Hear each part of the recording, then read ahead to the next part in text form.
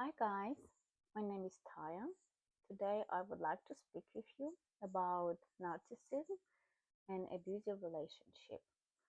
So, our agenda for today, what is narcissism and abusive relationship? Number 2, what is common sign? Like for example, no lack of empathy or your partner maybe like to control you. Number 3, it's emotional impact.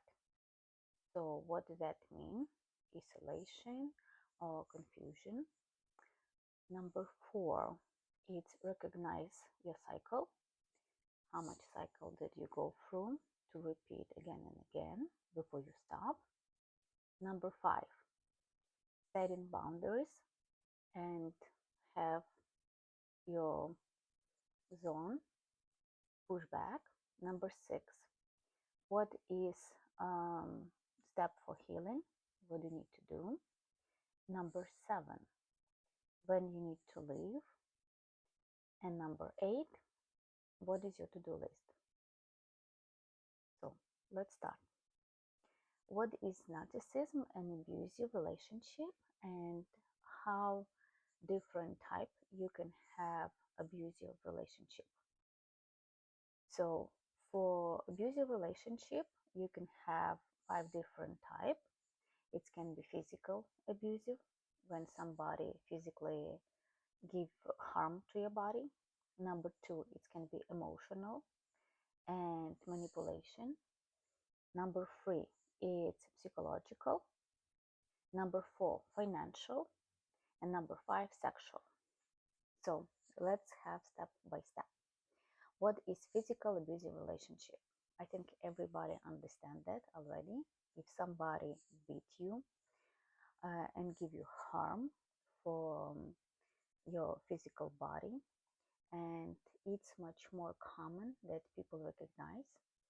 When I speak with a lot of people for abusive relationship, most of the time, especially women, they said that their partner beat them, and it's why they try to control them and make them zip their mouths and be quiet. Because with all this abusive relationship, by statistic, 41% it's a woman and only 26% it's a man that have abusive relationship. So for physical abuse, when your partner do this, of course you need to run fast how it's possible, and of course you need to sign paper and report to police department and be so far away, because I know sometimes women who have this situation, they so afraid to do any action because partner will beat them more. And I know some women that just pack their stuff, and when partner goes to work or something, they just fly and run away. And sometimes they change a name, sometimes they change even state or city, wherever that partner cannot find. So have a please red flag signs before you start have that relationship, because after any abusive relationship, doesn't matter what time do you have, you need to have big time to recover. So guys, be safe. It's for everybody. Number 2, emotional. Your partner give you emotional pressure and manipulate you. It's abusive and narcissist people do very, very well. Narcissist people, they try to control you, try manipulate you. They know what is your weaknesses and they push these weaknesses. So when you're more open for your partner, they know what to push a button. Number 3, psychological. Yes, it's again manipulation. It's again pressure you emotionally. It's again, they know where is the weaknesses. So be careful how much you can allow them to be in your comfortable zone and start to push back. Number four, financially. I hear a lot of times that specifically maybe 20, 30 years ago, lady um, do not have so much financial education maybe, or they have different society, different economy, that they trust so much partner, and nothing wrong with that. It's again no criticism.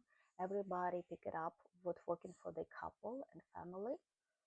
I just find out that a lot of people that right now after 15, 20 years divorce of the marriage, they cannot divorce partner or run away or break up or say their opinion because they have financially control from the partner, because they was so broke, they afraid that they leave the partner, they have no money for food or pay the bill, and they have no idea how to manage the budget. Or some woman just was home mom, so they not make any income, no money or savings. So it's one of the reason why abusive partner can control you, because you financially not independent and you don't have your freedom. And number five, it's sexual. So uh, it's very big topic, because sometimes men can be aggressive uh, by their own trauma. And not only men, again, reminder by statistic, only 41% women abuse and 26% men have abusive relationship. So in relationship, if you start to have, for example, dating, or you start to know each other more before you start to marry it, you need to ask about sexual life or preferences or something. And again, it's depends by the couple, but if your partner very aggressive with 18 plus lifestyle, if they like specific style, you need to be careful, because very common men who like aggressive sex, they traumatize by the previous relationship of woman, or their parents sexual abuse they was, or they so angry about relationship with their own mom, and unconsciously it's how their brain works. So if men have bad relationship with mom, maybe she did not love him enough because she need to work to free job and not give enough of attention, or maybe mom try divorce his dad and run away with other men. Maybe mom just left him because cannot have financial support, so she cannot take care of him, or she was so young when she was 16 years old, was pregnant, so she didn't go to college, so she gave him for adoption, and it's also kind of traumatized. Or maybe this mom don't want this child and won't do abortion before, so of course it's unconsciously, and this man need to go for professional, ask help, and working on this trauma. But he maybe understand what's going on. Sometimes people not understand what's going on, and they try to have this energy and goodness out on the partner.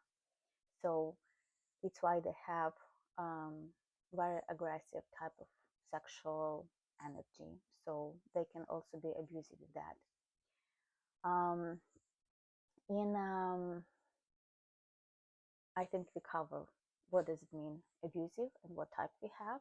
What most common signs of abusing relationship is when your partner try to um, gaslight you. So what does that mean? When you have conversation with your partner and your partner try manipulate you, and for example, your partner said that, yes, I understand, you looks start very well this conversation, but I think it's what wrong with you. This is where it's not correct, and this is what you make this mistake. So when you try to tell your feelings, or when you try to tell your opinion, your partner tried to completely change and said that no, it's not true. no, it's not correct. You are wrong, and doesn't matter what you think. This, you kind of was good girl, but it's where do you make mistake, and it was your fault, and what you thinking, it's not correct. My question is, not correct for whom? Or like, if you don't like something, it's okay. Everybody can have opinion. Everybody can have their own feelings. Everybody can have their own experience and practice and trauma. So different goal and their own thoughts. It doesn't mean that you need to be agree with your partner, but you need to be respectfully listen and recognize and acknowledge. And I think it's what success with relationship. If your partner try to change your feeling, don't listen. So you have no lack with empathy, 100%. If they try to control you, or they say your feelings not important, or if they say that, and it can be both sides, guys, don't take it wrong. It's not only men abuse women. Women sometimes also can be bullied about men. But they try to control. They like to change your mind. They try to manipulate. No empathy. And what is emotional impact your partner do when they narcissist or have abusive relationship? First of all, in a public place, usually they most lovable, most nice, and everybody's so shocking when you say, yes, my partner is abusive, because nobody believe you and think like you are the crazy. Because outside, in society, they perfect, they treat you very well, they take care of you very well. So for them, it's very important to have nice opinion from the people in society. But inside the house, it can be so messy and so aggressive. And it's why you need to be pay attention if your partner try to isolate you from the society. It's how they try to control you, first of all. And from your family, from your friends, they start to say, oh, I don't like your friends. Or you spend too much time with your friends. Even if you have these friends 15, 20 years, they try to kind of be negative and push them away. That like, oh yes, yes, oh it's my new partner, oh it's my new love, oh it's my maybe future husband, etc., or wife or something. And you try to separate yourself from the friends because you don't want to mess up your relationship. You don't want to lose this partner, and you start to spend much more time with your partner than with your friends or your family. And maybe your family or parents did not like your partner, so you're like, okay, I understand, my partner is separate, and but I try to grow up and I want to have my own family. And you kind of have this boundary, but you need again double check what's going on and ask yourself question. I will not say everybody have a problem with um, father or mother-in-law, or not every couple have a problem with parents.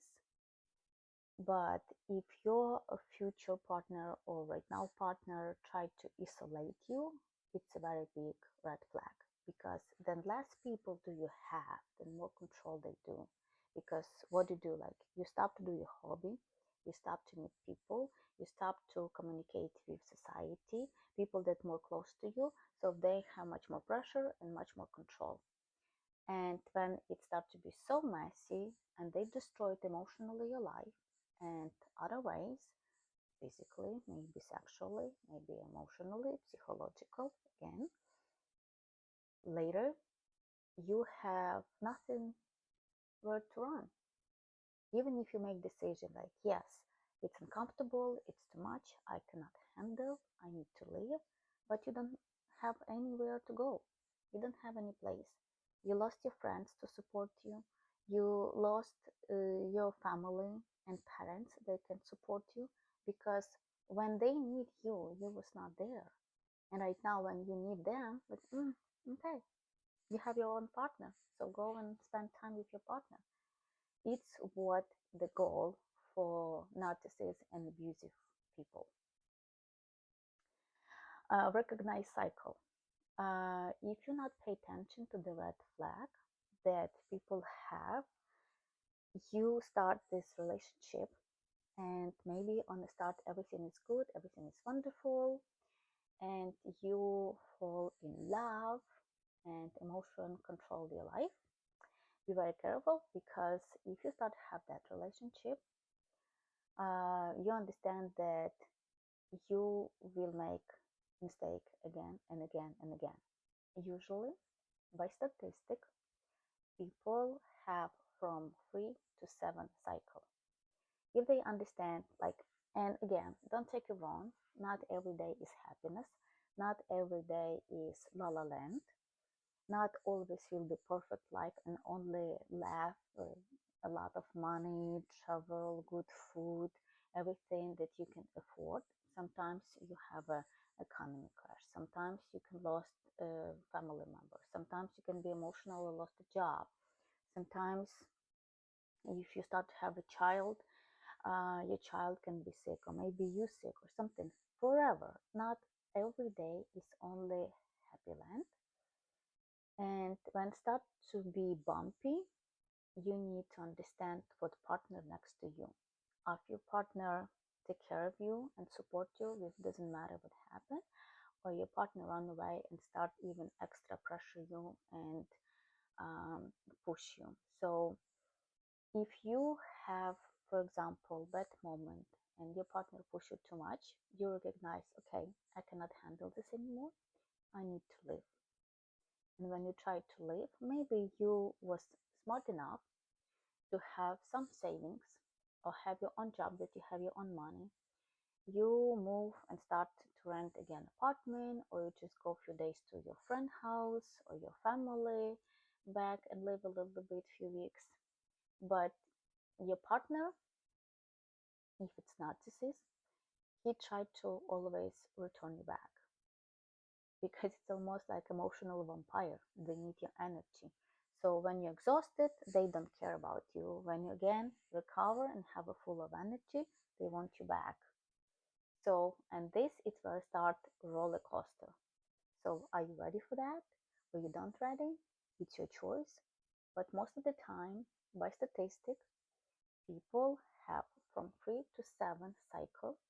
So they breaking up, they go and live their life, they move away, and in a while they're like, oh, you know what, I think maybe it's not was so bad. Yes, maybe we can try again, maybe we can have a second chance.